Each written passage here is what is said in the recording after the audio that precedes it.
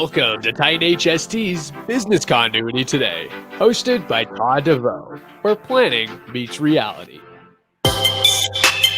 Good morning, everybody. This is Todd, your host, speaking. And today we're going to be talking about preparedness. And what I mean by this is that your organization, we need to prepare for our employees and our guests and our customers who are at our place of business. So Petra Nemkova said, "We cannot stop natural disasters, but we can arm ourselves with knowledge." And I feel that's what we're talking about today, arming ourselves with knowledge. So what's it mean to be prepared? And that's a good question, to be honest with you, because if you talk to one person, what preparedness is, to the next person, it really it depends on where they are in their lives and what risks they're willing to take and where they live, right? So being prepared in California is a complete different way of thinking than, say, being prepared in Florida, where you're getting hit with hurricanes, at least seasonally, or at least the potential, right? So our preparedness activities are going to be completely different.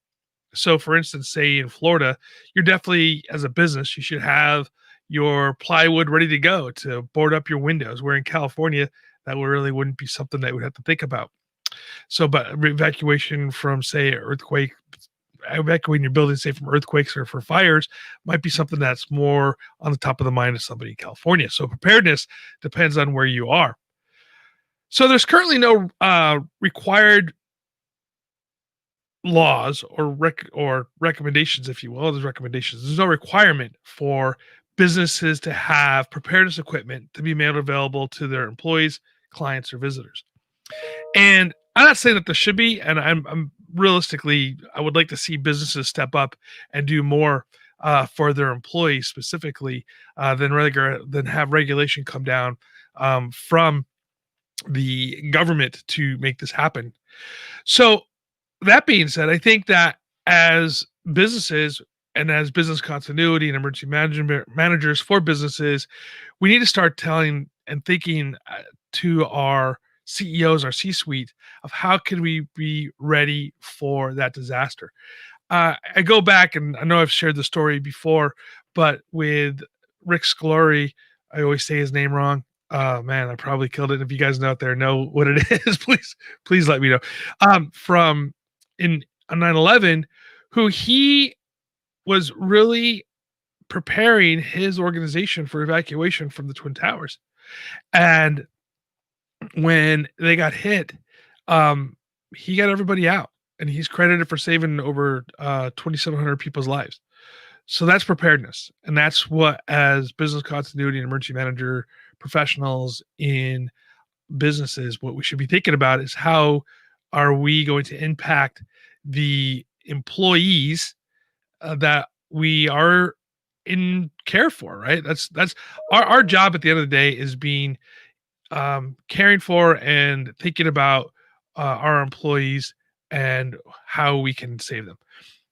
And that being said, we really should start thinking about different disasters. So now, a large volume of emergency calls during a disaster are not these life-threatening situations, but they involve incidents that we can't deal with, such as, like, say, a power failure. What is your plan with a power failure to get people out of elevators, for instance, in your building? Loss of water supply, lack of critical medication access for employees that come to work that need, say, insulin and or for diabetes, obviously, for the insulin stuff, other allergy issues that are out there, such as EpiPens and whatnot. And then also loss of food supplies. In other words, if we can't evacuate, if we can't leave the building, how do we take care of the employees that are there as far as food goes? So those are just some of the things that you should think about. And building that kit, I think, is something that you can do together as an organization. My wife works for the county of Los Angeles, and they supply each person, well, at least the office does, supplies each person with a disaster kit for their car, because they're out driving around doing things. And so they have a disaster kit for their car. That is forward thinking, realistically. So I think it's kind of exciting to see that a government agency bureaucracy like Los Angeles County would think about doing that for their employees. And so we need to think about this on the private side as well. So to be effective, emergency preparedness kits you should include some critical elements, and you can get these lists on government websites like ready.gov or your local emergency information, say from the Red Cross or from the city that you live in. But I'll just go over this list really quick because just to start the primer of a conversation. So some sort of shelter, whether it's to get out of the heat here, like in California, or for rain issues that you have or snow that you might have back east, uh, something to start a fire, right? Like a lighter or something. Food, and when we talk about food, we discussed the idea of having those Coast Guard bars, but really, I mean, they're not. I mean, they're nourishment. Okay, it's an emergency. It's going to work, but does that really sustain you, right? And so you should have something, and each individual person is going to have their own desires, but you should encourage them to have some sort of food, emergency food, whether it's like top ramen noodles or something like that that they can cook pretty easily. And of course, you want to have also food that you don't cook, so such as a can of say SpaghettiOs. I always use SpaghettiOs; doesn't have to be that brand. um, so a can of SpaghettiOs or whatnot. Right, water, enough water for you to drink, whether it's the little packets of water to drink, or if you have bottled water around, but also water for hygiene as well. If water stops. Now, there have been times when we've had a stop use order go through, which means that water can't be used for anything, even hygiene. So consider that as far as water.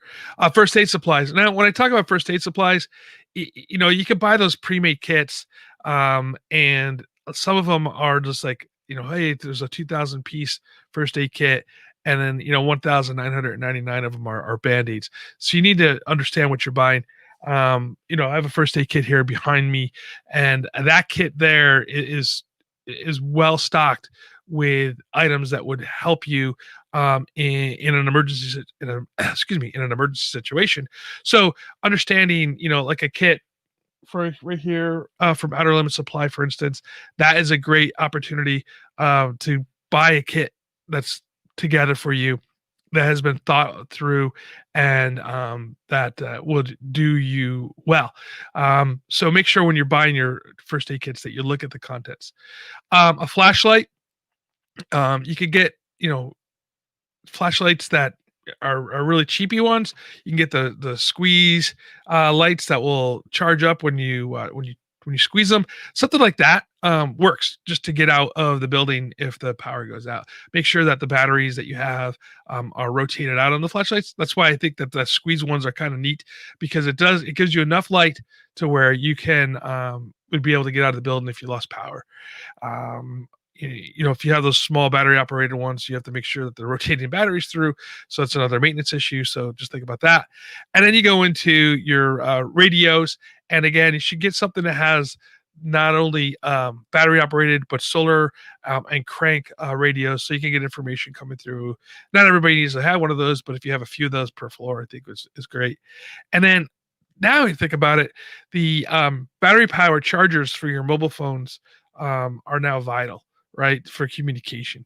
And you could buy the battery cases that go on for backup on your phones, or you can buy, from Costco. You can get these every year. They'll be around now for Christmas time, that I have in our cars, that they'll actually they'll start your car. They're amazing little devices. They're like around 50, $60, right? And they'll start your car up. They'll also charge your phones. They have a flashlight in there too, for that matter. And they keep the charge, and they're USB charged, right? So everybody has USB chargers around now. They're really easy to use. So stuff like that, right? And this is stuff that you have to think about putting into a kit for each floor of your building. The other thing that I really highly encourage is that you have a floor warden / building captain, depends on how large your organization is, program. And the floor warden programs are going to be those people that are already excited about preparedness. So you have cheerleaders already built into them, right? And you give them a little bit of training, which you can get. Various different organizations will go through and do floor warden training for you, building captain training. You can also find templates online of programs of how they work. If you email me, I can send you a floor warden program as well. And the floor warden programs are great because now you have people that are responsible for areas of the building, know who's there. So when you do evacuations, they know who's inside the building. They have those responsibility, and there's the people who can maintain those kits for you on your floor. I think floor warden programs are I highly recommend them. You see them a lot now in certain buildings. Toyota, for instance, has a floor warden program, but they even go further and they have a CERT program, the Community Emergency Response Team program. And so much so that they've actually gone through and they have campuses, so they're a little bit larger. So they have their CERT program and they come through and they do all the training. They've been involved in local CERT programs as well. So I think like a company like Toyota doing that is really forward thinking. And I'm not saying that you have to have a CERT program, but that training really gets everybody kind of motivated and geared up towards that disaster and self-sufficiency response.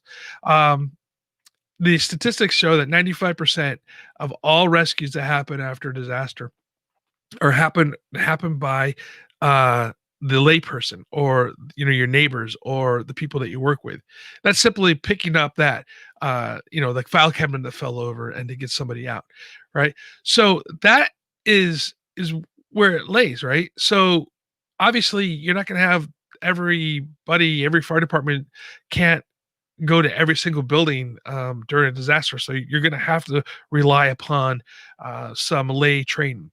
And so to use a CERT program, the Community Emergency Response Team program, I think is a great opportunity to have training. And even if you don't want to have an official CERT program, the information is available through the federal government. And if you have somebody who can do training in your company, use that as an opportunity to train people as well. So I think that's kind of a neat way of doing things. So kind of getting into the ethos of preparedness, right? And that being said, there's a company called Ethos Preparedness, and they actually provide training and step-by-step instructions to help businesses go through what they're doing. The reason why I bring them up is we're actually interviewing them on EM Weekly on Thursday if you want to learn more about what they do. There's other organizations out there that do that as well. And I think that you finding a credible training company to help your organization out is key as well. If you do not have people that can do in-house training, so make sure that you vet them as well to see how well that they can do for you. So not all emergency preparedness decisions are based on scientific data, and this needs to be taken into consideration when establishing your emergency preparedness program, right? What are the emotional aspects of preparedness going to be? And how can you make it less scary, I think is the part that I like to discuss. Because we go through this part where we fear people into being prepared, and I don't think it should be fear-based. I think it should be, if you're prepared, it should reduce that fear. We can go way to the other side and have people being so afraid that they become like the doomsday prepper. If you guys ever seen that TV show where these people just decide to live away from humanity because they're so afraid of humanity. I don't think that's a realistic way of looking at things. You have to be able to live within your community. You still go to the grocery stores, you're still going to schools, you still want to go to work to the buildings. So being prepared doesn't necessarily mean that you're a doomsday prepper, that you are going to stock up on 5 years worth of food and water inside your house. You still have your normal daily life that's going on. But that being said, having preparedness for the ability to evacuate during a fire situation like we have here in California, or during a hurricane like we have in the north or the southeast, those are realistic things that you have to think about. And so preparing your organization at the end of the day is critical to having a comfortable place to work, right? And knowing that when you're there, that you're safe, knowing that when your loved ones are at work, that they're safe, knowing that when your children are at school, that they're safe. So preparedness programs not only are there just to, in case of the emergency, but it's also helping out with the psychological aspects of feeling comfortable and safe when you're at your workplace. So the workplace provides emergency preparedness kits and and supplies to all its staff and their families. And this can be used as a selling point as well to saying, hey, we are a safe place to come visit, we're a safe place to come work, and we take our customers and our employees' safety realistically. So thank you for being with us today here. And remember, visit Titan HST for all your communications and COVID tracking needs now. And remember, follow us on your favorite podcast player, on Facebook, on YouTube, and Twitter. And until next week, stay safe and stay hydrated.